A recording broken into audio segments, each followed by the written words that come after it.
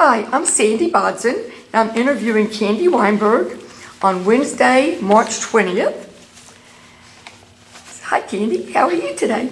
I'm doing well, thanks, Sandi. Good, good. Candy, tell us a little bit about where you were from and your family a little bit. Well, I was actually born in Waco, Texas, on January 17th, 1948. My parents actually lived in Fort Worth at the time, but my mom, they had lived in Waco, and my mom really liked her obstetrician. So I was born in Waco like my brother was 3.5 years before me. And then, of course, she stayed in the hospital a while because back then they kept you in there. And then I lived in Fort Worth the first 2 years of my life. And then we moved to Dallas, and I've been here ever since, except for 3 years I lived in Houston in the 70s. And they built a home in an area of Dallas called Lakewood, because that's where my mom's sister lived. So she wanted to be close to her sister, my Aunt Libby and Barney Goldman. And we lived on a street, Vanderbilt in Lakewood off of Abrams Road. And it's a beautiful part of town, an older part of town. And there were a few Jewish families there. We all knew each other. And I went to elementary school at Lakewood Elementary, and then junior high at J.L. Long, and high school at Woodrow Wilson. Out of about 1,500 students at Woodrow, there were probably 6 Jewish kids. So I was definitely in a minority. And although I didn't experience any anti-Semitism outwardly, as I look back, I can think of a few times that I was probably just too naive to realize that that's what it was. But my mom had been born and raised in Fort Worth. She was the only one, there were 6 of them. Actually, there were 7, but the one youngest after her, was killed when he was 3 years old. He ran out in the street and he was killed by a streetcar. So I always heard that story. So that was one uncle I never knew. But she did have 5 older siblings, and she's the only one that was born in Fort Worth. To my knowledge, the others were born in New York. And she met my dad when she was 16. They had something called the Young Men's Hebrew Association. And the basketball team from Waco came in and played in Fort Worth. And she saw him and met him because he was in Waco. His family, my maiden name is Chasano, and his name was Morris Chasano. And he was actually born in Russia. We always heard he was born in Minsk, Guberny. And years later, we found out that the word Guberny means province. So he was born somewhere in the Minsk area. And in 1914, his parents, his older brother and he, came over, and they came through Galveston and went up and settled in Waco. And so the Chasanos were in Waco. My mom's maiden name was Dworkin, and she was in Fort Worth. Okay, that's very interesting. So tell me, you've been in Dallas all these years. Tell me about the difference in Dallas from then until now, and the differences you've seen, and especially in the Jewish community. Well, back when I was growing up, you practically knew everybody. I mean, by the time I was 16, I was in BBYO, and I would say 85 to 90% of the Jewish teenagers in Dallas were in AZA or BBG. And so I got to meet a lot of people that were at Temple Emmanuel, Tifereth Israel. I was at Shereth Israel. And those were the 3 synagogues. And I would go, I knew people from all of them, and we certainly all mixed and everything. And we were all good friends. We didn't have any mean girls like they do now. I have very fond memories. And even in high school, we had cliques, but there weren't any mean girls. And the guys were just silly. So it was a good experience. Now, the city grew exponentially. I mean, when I was growing up, LBJ was as far as you went. I mean, that was like brand new. It was built, I believe, in the 60s. And nobody lived north of that. Especially, I mean, who even heard of Plano then? And now, the community is spread all over. And I think that's the main difference. And there are enclaves of Jews in several parts of town now, whereas when I was growing up, most of the Jews were living in Preston Hollow. Almost all of my Jewish friends went to Hillcrest High School. But I always thought I had the best of both worlds because I was at a different high school and I could be whatever I wanted to be there. And my mother expected my brother and me to always make good grades. So I could be the brainiac at school and then I could be the fun person on the weekends with my BBG and AZA friends. That's interesting. Tell me about the book that you have in your hand. She brought a book with her. This is the one thing that follows me wherever I go. Wherever I live, it's always by my bedside. And it's a Tanakh, a Bible. It was given to me by Rabbi Hillel Silverman at my bat mitzvah on March the 4th, 1960. And like I said, wherever I go, it's with me. It's very nice. It means a lot. It's really cool. So tell me a little bit about your own family or your family since you have, when you graduated, where did you go to college again? I went to SMU. Like I said, my mom always expected us to make really good grades. The reason I say my mom, when I was 6 years old, my father died, and Mom was left as a widow. She never remarried. And with the support of her family and wonderful friends who never left her out, she raised my brother and me. And both of us lived at home and went to SMU. We both had scholarships, so the financial burden wasn't so great. So my undergrad was at SMU. And while I was there, there was a SAMI fraternity with about average 20 members a year. And my sophomore year, there were about 15 of us girls. And since we were discouraged to go through Rush, because the dean told us no sorority would take us back then, we organized a local social group.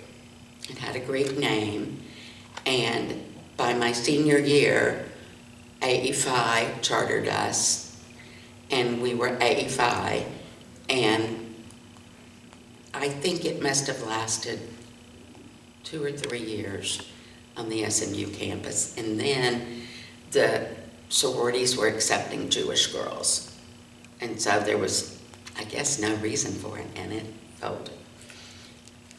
Tell me about your children. Well, I got married in 1978, and my husband, Steve Weinberg, was from Baltimore, Maryland, but he had settled here because his aunt and uncle lived here and he liked it a lot. And he went to SMU Law School, and after he graduated from law school, we started planning a family.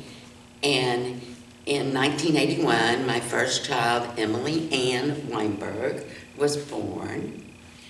And then in 1984, Michelle Nanette Weinberg was born. And all during this time, I was working full-time.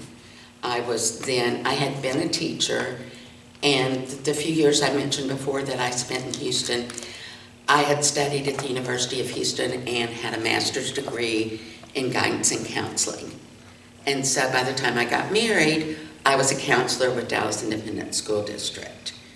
And I was at the Business Magnet School as a counselor when I had Emily, when I got married and when I had Emily. And when Emily was a year old, I took some time off. And because I wanted to be with her. I was missing being with her. And then when I went back a year later, I was a counselor at Hillcrest High School, which is kind of funny since that's where most of my friends went when I was growing up. And I worked until Emily was 6 and Michelle was 3. And then I was a stay-at-home mom, which I enjoyed immensely. And I did PTA work, and also I started teaching religious school at Cherith Israel. And at first I was teaching just when they needed me. I would go in, like if somebody left, I'd fill it out. I'd do something like that. Because I had been chairman of the Board of Education, and so I knew the director of education real well, and of course I knew the rabbis and the cantor, and that was my second home, was Cherith Israel all my life. And I'm going to regress a little. Okay, that's fine. When I was 11 years old, I marched into the rabbi's office. Who was rabbi then? Rabbi Jordan Offsire. Okay. And I said, Rabbi, why does my brother get to lead the services in junior congregation, but I can't? Because girls then didn't do that. Right. And Rabbi Offsire said to me, Candy, if you come in here and you show me you can do it, I will definitely see that you lead services. True to his word, he did. So I was the first girl at Cherith Israel to lead services in junior congregation. And he started numbering. He called me the first Kazanit and started numbering the girls that would do it. So some of those girls are still my friends, and we laugh about it a lot.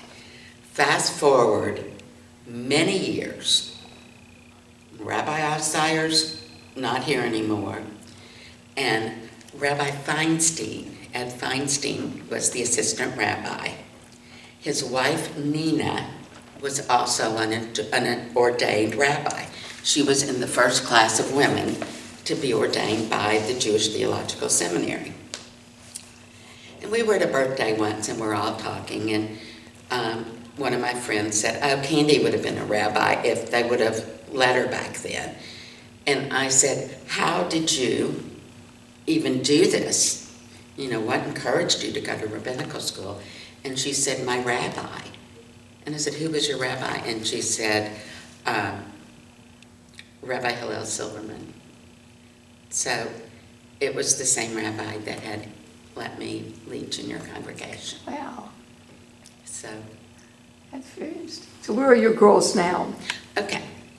Emily, my older daughter, graduated from Indiana University with a degree in something called informatics, something to do with websites, way above my head.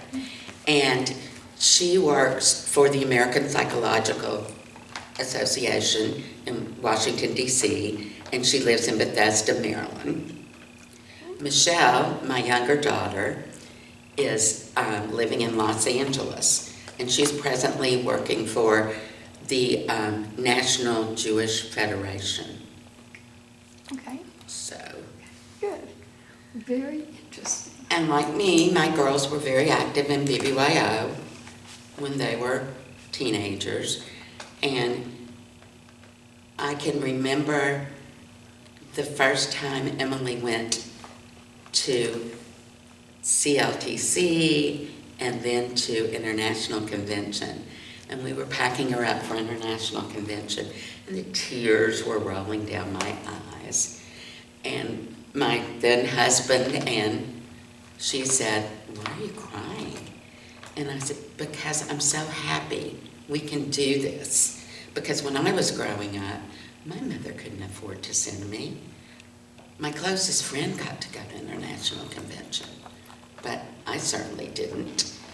And then a few years later, when Michelle was there, and Michelle ended up being, well, Emily was on the international board. She was not an officer, but she was international website chairperson. Even back then, that was her interest. And she actually designed the first BBYO website. And then Michelle came along, and nothing could stop her. Her senior year, she was international Masquerade, which was secretary. She was corresponding secretary. It wasn't Masquerade, it was just Masquerade. And then actually became international president. So she deferred her freshman year of college and traveled all around the country and led seminars and spoke at conventions. And when we went to her installation at International Convention, the second I got out of my car and stepped on the land, I called my friend Jennifer, who had gone to International Convention our senior year, and said, I'm in Starlight, Pennsylvania. I made it. So it was a really good feeling. That's cool. Good. So what are you most proud of in your life? What am I most proud of? I'm proud of my children. They're good girls. There's a lot to be proud of. Yeah. Good. Is there anything else that you'd like to add? Can you think of anything? No, I don't think so. Yes, I can think of one thing. All my life, I have been blessed with good friends. My friends, without my friends, I don't think I would survive because of hardships I've gone through and the good times as well as the bad. I've got several wonderful friends that are always there with me. You're very lucky. And 3 of them actually were my friends in BBG. And we've remained friends all these years. And I just feel like growing up in Dallas was wonderful. I still think Dallas is a great place to raise a family. And I worry about future generations. I worry about our country. I'm very worried about that. And I just hope my children can live their lives as happy as I do.